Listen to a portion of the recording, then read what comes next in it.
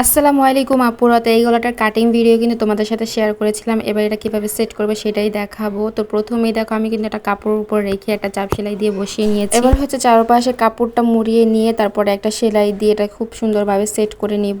এরপর দেখো মাঝখানে কিন্তু আমরা ছোট ছোট কাট করে নিব, আমাদের যাতে গলাটা সোজাভাবে বসাতে পারি সেই জন্য। তো জামার কাপড়টার উপরে দেখো গলাটা সুন্দর করে মাঝখান বরাবর বসিয়ে দিব। এরপর সোজাসুজি একটা চাপ সেলাই দিয়ে নিব।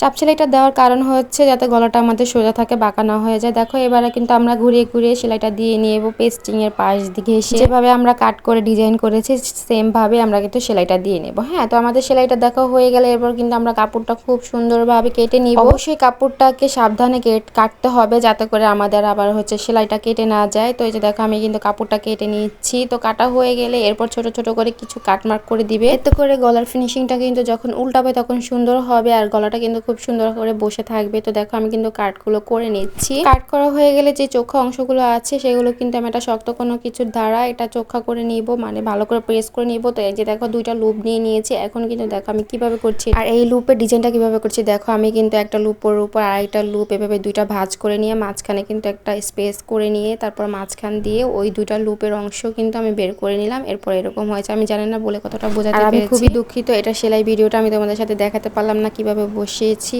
তো ফাইনাল লুকটা দেখো কেমন হয়েছে। আমি যখন ভিডিওটা করছিলাম সেলাই করার, সেটা কিন্তু আমার ভিডিওটা হয়নি, সেজন্য আমি খুবই দুঃখিত। যাই হোক, নেক্সট টাইম আবার কোলে তোমাদেরকে দেখাবো। আল্লাহ হাফেজ।